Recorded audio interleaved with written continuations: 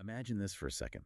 You're standing there, watching this huge machine, hundreds of tons hurtling down the runway, faster, faster, and then somehow it just lifts off. It's incredible, right? It really is that moment of rotation defying gravity. But what we often don't see, or maybe don't think about, is just how much complexity is right there on the ground. Everything that has to be perfect just to get that plane on and off safely. Absolutely. The markings, the surfaces, the safety areas. It's a huge undertaking. Welcome to the Deep Dive. This is where we take stuff you're studying, maybe things you're finding a bit tricky, and we break it down so it's crystal clear. That's the plan. And today, we've got a really specific mission, especially for you if you're grinding away for those ATPL theory exams. We're diving deep into aerodrome physical characteristics and operations. Yeah, this is a big topic on the exams, and frankly, fundamental to understanding professional flying. Exactly. We want you to get past just memorizing facts. We want you to get it, so those aha moments really stick. We've been through a whole stack of source material, really comprehensive stuff, covering all the nuts and bolts of aerodrome design and ops. It's detailed for sure. So here's the game plan. We're going to untangle all that aerodrome jargon. We'll look at the design codes, the kind of blueprint for these places. We'll get into the details of runways, taxiways, all that good stuff. And crucially, we'll make sure you walk away with the knowledge to nail those specific ATPL questions that keep popping up on this topic. We'll break down the definitions, look at the key tables, and really connect the dots. Not just the what, but the why these standards exist. Right, let's jump in. Okay, first things first. We hear terms like airfield, airport, aerodrome. Are they interchangeable, or is there a specific one we should be using, especially from a pilot's perspective? That's a great starting point. In everyday chat, yeah, people mix them up. But in aviation, precision matters. An airfield tends to be, well, a bit more basic.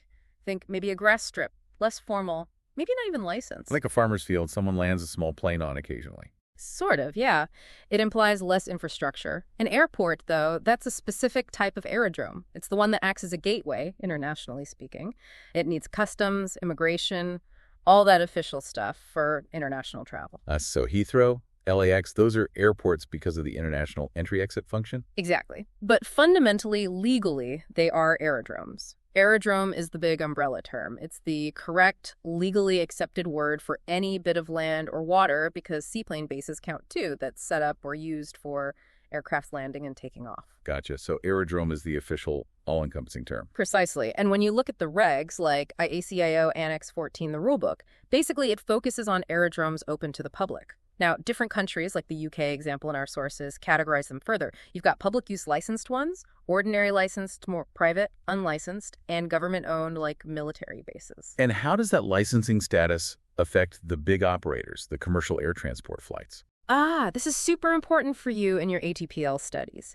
If an aerodrome is used for CX, whether it's public or ordinary licensed, it has to meet all the requirements set by the state for that license.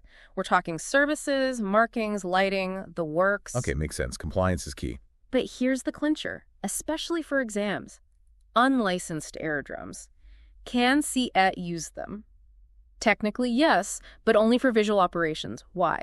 Because without that license, any instrument procedures like an ILS approach haven't been officially checked and approved as safe for commercial flights. So if the weather's bad and you're flying commercially to an unlicensed field, you're diverting. Pretty much. You can't shoot an instrument approach there legally for a T-flight. It's a major operational limit, you have to know. Right. And that international tag on places like LAX isn't just for show. It means it has those border facilities. Correct. It signifies that specific function within the global network. Customs, immigration, it's all part of being an international aerodrome. Okay, so we know what an aerodrome is. Now let's break down the physical space. What are the main zones or areas within an aerodrome? We can think of it in layers, starting broad. The biggest area... All right. Many thanks for listening to this free part of the ATPL Theory podcast. If you want to continue learning and access the full comprehensive guide, go to my Patreon at patreon.com/ATPLtheory or my Hero at herohero.co/ATPL. That is patreon.com/ATPLtheory or herohero.co/ATPL. Wishing you all the best